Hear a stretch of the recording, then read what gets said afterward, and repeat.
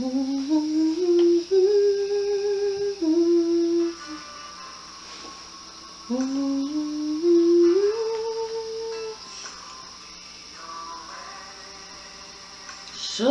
me a way that I may walk with you. Show me a way that I may walk with you.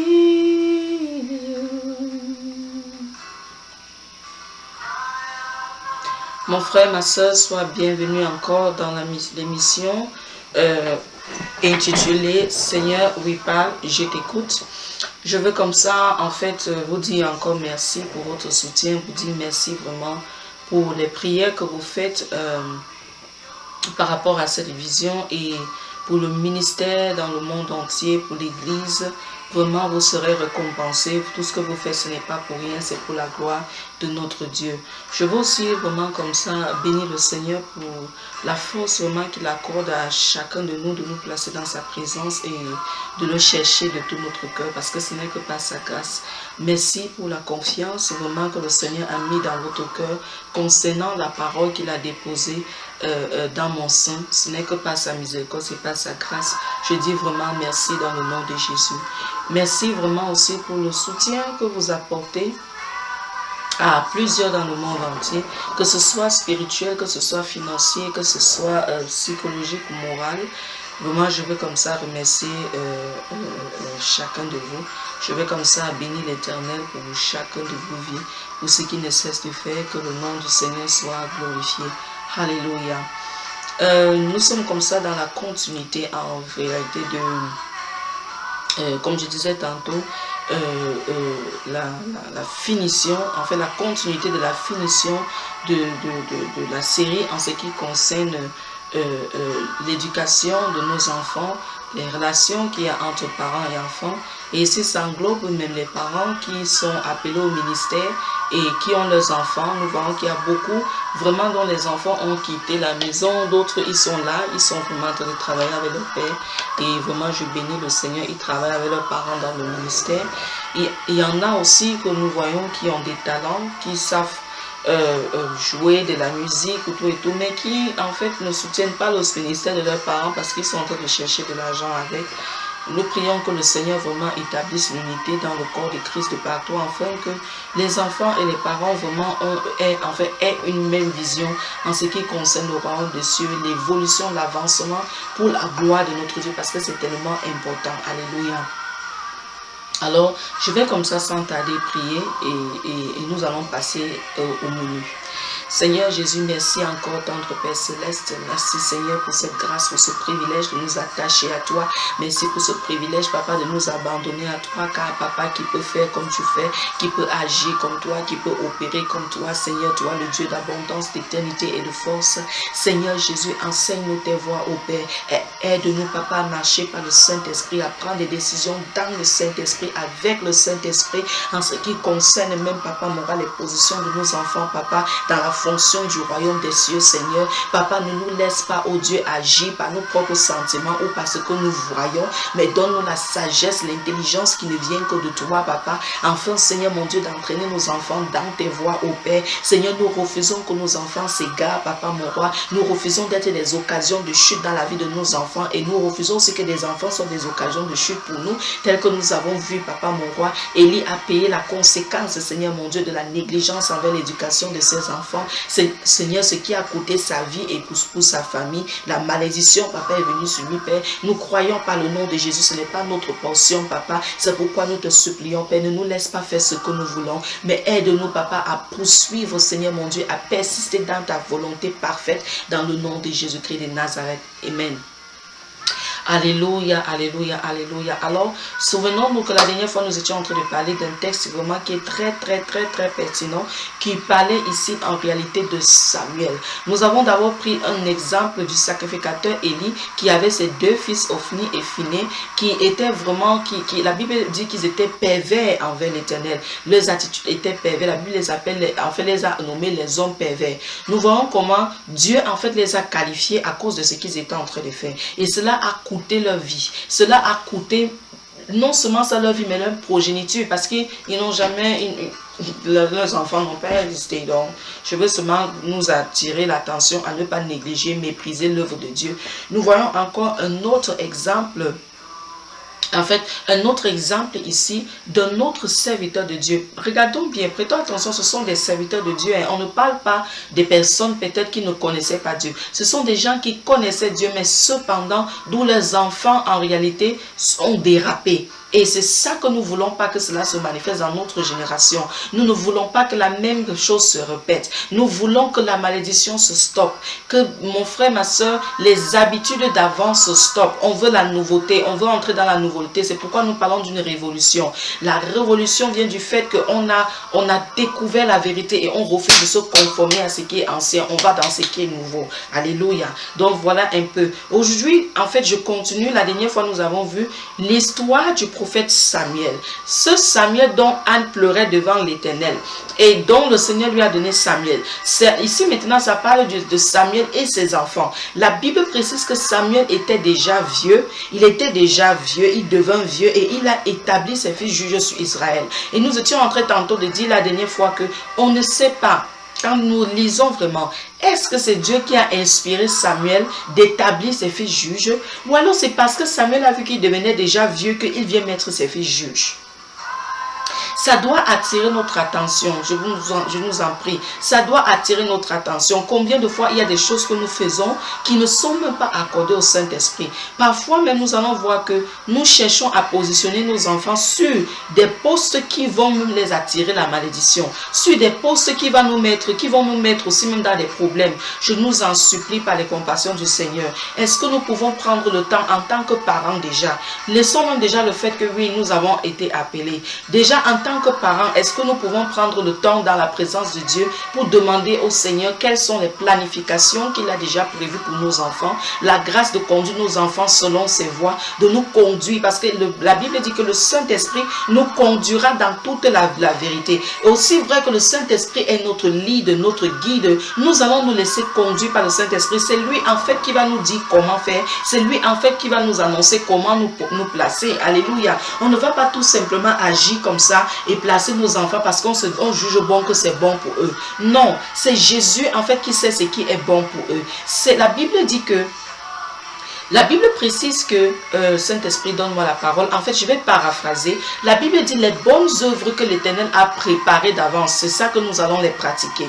Alléluia. Donc, tes enfants, des enfants, des enfants de tes enfants, nous avons pour devoir de commencer à prier maintenant, de commencer à pleurer maintenant pour nos progénitures, pour nos enfants, les générations qui vont venir. En fait, une génération, en réalité, est là pour laisser comment je vais dire, les principes du royaume des cieux pour les générations futures. On apprend pour pouvoir galvaniser, nourrir et implanter la génération qui va suivre. C'est très important parce que c'est mieux que nous plaçons ça dans notre entendement pour ne pas faire les fautes, pour ne pas commettre les erreurs qui se sont passées. Alléluia, dans le passé.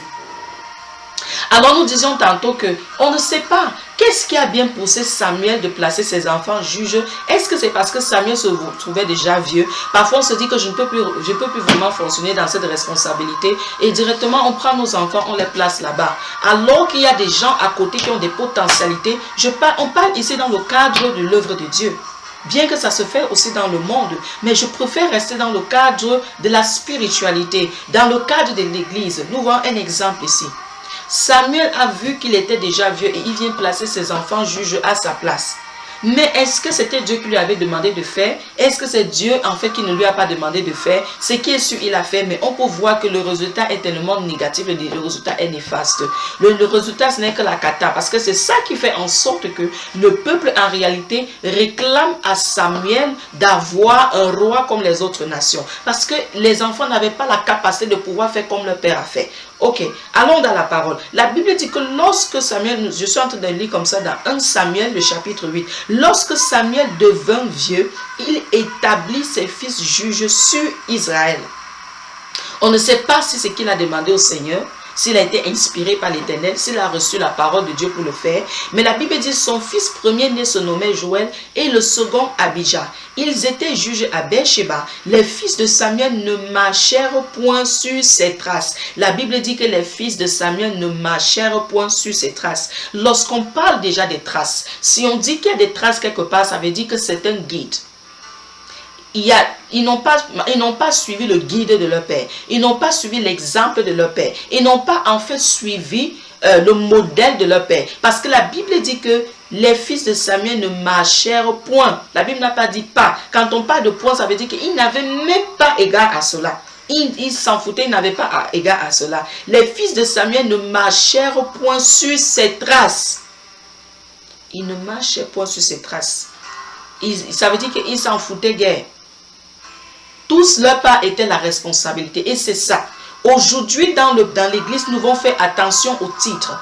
Parfois, les gens sont positionnés là rien que pour le titre, mais pas pour la cause du royaume des cieux. Ça, c'est dangereux, dangereux, dangereux, dangereux. Ça peut apporter la mort, ça peut amener la mort. S'il vous plaît, faisons attention. Je vous en supplie par les compassions du Seigneur. Voyons, prêtons attention. Prêtons attention. Regardons avant de passer à l'acte.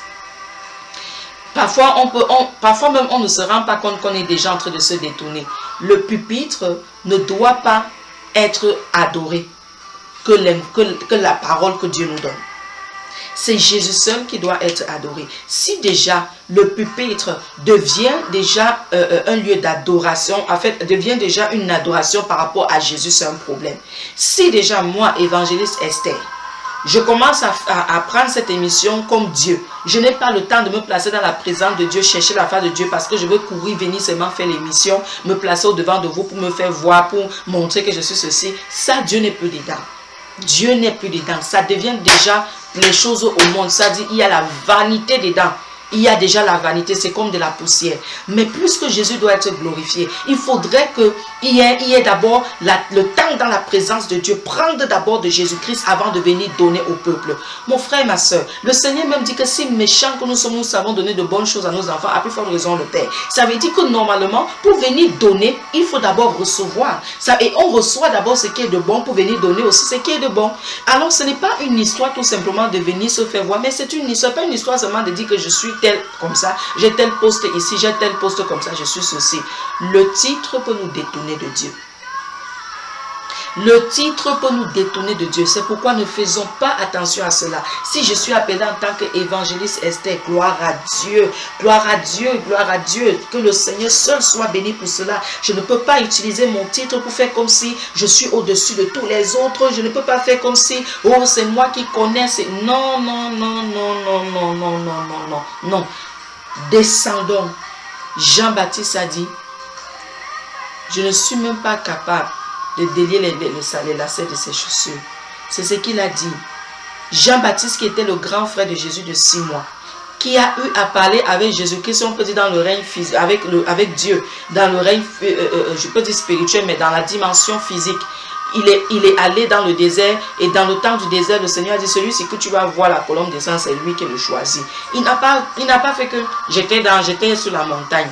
J'étais sur la montagne, j'étais dans la présence de Dieu, il m'a dit, il a fait, et ça devient comme si on était orgueilleux devant les gens. Non, c'est un privilège de recevoir de Dieu, c'est un privilège d'être même dans sa présence, c'est un privilège même que si le Seigneur nous parle, c'est un privilège.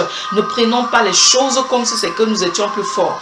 On peut être même, soi-disant à la montagne, on peut être dans la présence de Dieu, mais sans rien écouter de Dieu. Je vous assure. On peut être dans la présence de Dieu sans expérimenter la face de Dieu. Est-ce que nous le savions?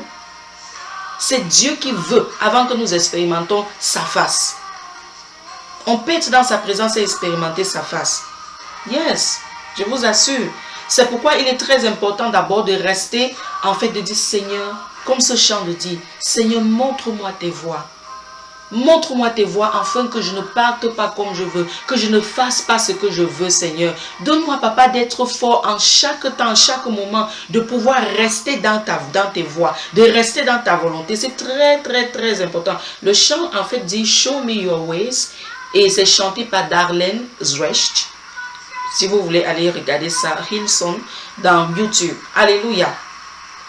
C'est très, très, très important. Je vous en supplie par les compassions de notre Dieu. Soyons très, très vigilants. Nous voyons ici les fils de Samuel, ils ne marchaient pas selon ses traces, les traces de leur père. La Bible dit qu'ils se livraient à la cupidité. La cupidité, c'est l'amour excessif de l'argent. La cupidité, en fait, c'est l'adoration de l'argent. Le Seigneur a dit, nul ne peut servir Dieu et maman. Or, les fils de Samuel, regardez bien, ils étaient sacrificateurs. En fait, je veux dire, ils étaient juges. Ils étaient juges et leur papa était un prophète. Leur papa était un prophète. Leur papa était un prophète, un serviteur de Dieu. Cependant, les enfants n'avaient pas la crainte de Dieu. Ils ne marchaient pas selon les traces de leur père. Ça veut dire qu'ils ont choisi de ne pas suivre les traces de Samuel. Parce que leur papa était un enfant de Dieu. Il suivait Dieu. Il suivait le Seigneur. Cependant, ses enfants ont choisi de faire ce qu'ils veulent. On ne connaît rien de sa femme. On connaît seulement, la Bible nous présente seulement les enfants. Et la Bible dit ils se livraient à la cupidité. Quand la parole de Dieu dit ils se livraient, c'est dire qu'ils ont fait le choix. Ils se sont laissés entraîner dedans. C'est pourquoi quand nous regardons déjà qu'il y a une sorte d'attitude qui commence déjà à arriver dans notre cœur. Pardon. Ne dormons pas, ne disons pas je vais prier après. À l'instant T, prions déjà. À l'instant T, chassons déjà cette chose-là. Prions constamment afin que nous soyons toujours entourés par la présence de Dieu. Et le plus important, d'avoir les gens qui nous entourent, qui nous encouragent par la parole de Dieu, qui nous disent la vérité crue, qui ne contournent pas. Parce que souvent on fuit ça. On fuit des personnes qui vont nous dire la vérité. On professe ceux qui vont nous cajoler dans le sens du poil. Comme ça, tu ne vas pas grandir spirituellement. Tu veux monter? Est-ce que tu veux monter avec Jésus? Laisse-toi descendre dans les profondeurs. Parce que la montée avec Christ là, tu vas même être piétiné. Tu vas être méprisé. On va même t'abandonner. On va te rejeter. On va interpréter même ce que tu fais sans que tu ne te rendes compte. Il y aura des interprétations. Et puis des jugements. On va coller même sur toi l'abandon. On va coller sur toi. On va te dire ce qui va te faire. Mais c'est important. Ces choses-là, ce n'est pas pour que tu sois dans la haine. Ces choses-là, c'est quoi? C'est pour t'amener à grandir. Si tu as dit, Seigneur, je veux apprendre à aimer comme toi tu as aimé. Ça veut dire que tu as dit, Seigneur, amène les gens à me chercher les problèmes. Pour que je cultive l'amour dans mon cœur. Ok? Donc, je vous en supplie, prêtons attention. La Bible dit qu'ils se sont livrés. Qu'est-ce qui est en train de faire déjà en sorte que ton cœur va se livrer? Est-ce que c'est une sorte de compétition? Est-ce que c'est, je ne sais pas moi quoi? Qu'est-ce qui se passe? La jalousie? Est-ce que c'est la haine? Est-ce que c'est l'abandon? Qu'est-ce qui veut déjà emporter ton cœur? Regarde, qu'est-ce qui veut déjà te déranger? La Bible est en train de préciser, c'est qu'ils se livraient. Ils se livraient à la cupidité. La Bible n'a pas dit qu'ils ont été livrés. Ce sont eux.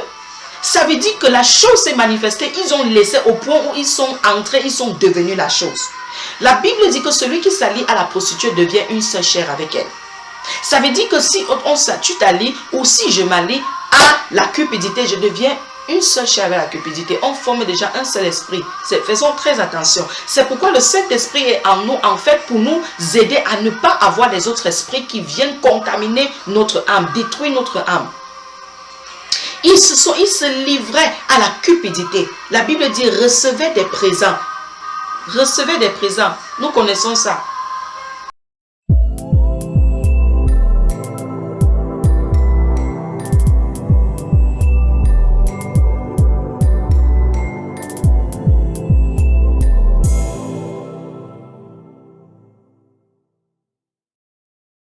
Qui sont utilisés. D'autres disent encore des pourboires. Tu prends ton dossier, tu peux donner là-bas pour qu'il y ait réussite du dossier. On dit qu'il faut que tu mettes un petit quelque chose pour que ça arrive devant tel ministre, pour que ça arrive devant tel comme ça. Faisons attention. Ce n'est pas seulement le monde qui fait ça. Regardons ici. Il y a même des personnes. Oh my God. On travaille pour le Seigneur. Le Seigneur nous envoie en mission quelque part. On ne veut pas aller dans l'endroit. Et parce qu'on ne veut pas aller dans cet endroit, on donne une enveloppe au responsable du secteur parce qu'on ne veut pas aller en mission dans cet endroit. Je vous supplie. Jésus nous voit, Jésus nous regarde. C'est le temps que nos cœurs viennent à Jésus. C'est le temps que nos cœurs soient transformés. C'est le temps que nos cœurs soient changés par les compassions de notre roi, de notre Dieu. Changeons d'attitude. Laissons-nous venir à Jésus-Christ. Laissons-nous conduire par Jésus-Christ. Laissons-nous amener par Jésus. Je vous supplie par les compassions de l'Éternel. C'est lui seul qui a la capacité de transformer notre être dans le nom de Jésus. Alléluia. La Bible dit, il se livrait à la cupidité, recevait des présents et violait la justice.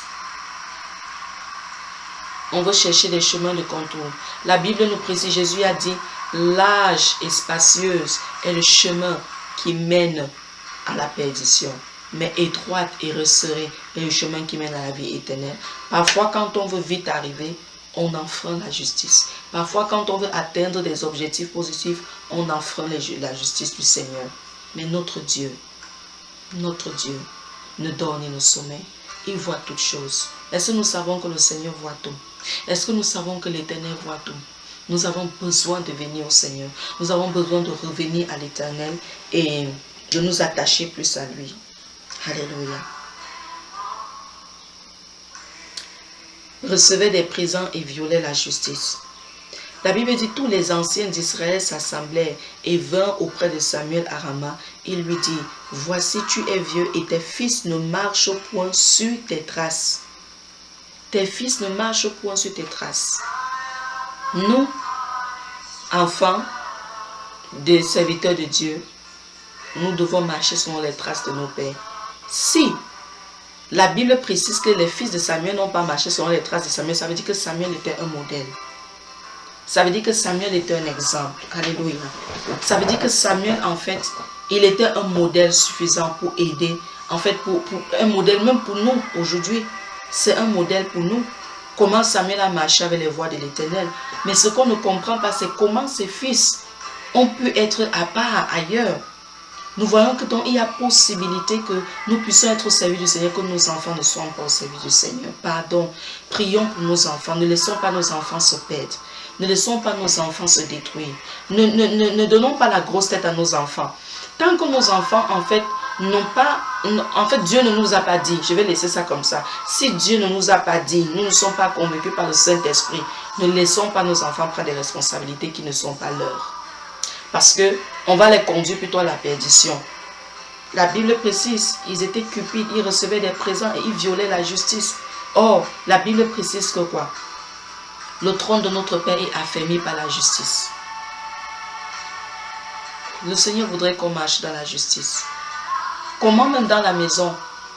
Lorsque nous voyons qu'un enfant a réussi et l'autre a échoué, comment est-ce que nous tenons? Est-ce qu'on voit celui qui a échoué avec un mauvais regard et on méprise au lieu de l'encourager et lui montrer qu'il peut faire, il a des potentialités, des capacités de réussite? Regardons comment l'éducation se fait. Quand on voit par exemple qu'une fille dérange, elle a l'âge de puberté et que l'autre peut-être plus calme, on se met à lancer des paroles à celle qui dérange au lieu de la ramener par des conversations, des paroles et surtout prier beaucoup pour elle dans le secret. Parce que ce n'est pas toujours elle qui fait. Il y a un esprit qui l'anime qui veut la détourner. Alléluia. Nous devons mettre vraiment, demandons au Seigneur le discernement. Let's God show us your ways. Seigneur, montre-nous tes voies. Montre-nous, Papa, comment marcher. Ne nous laisse pas comme ça, Seigneur, parce que sans toi, nous ne connaissons pas. Sans toi, nous ne connaissons rien. C'est très, très, très important. Oh, alléluia. Seigneur, donne-nous grâce. Je vais m'arrêter là. La Bible dit que Samuel fut juge en Israël pour toute sa vie. Il était juge parce qu'il connaissait comment exercer la justice.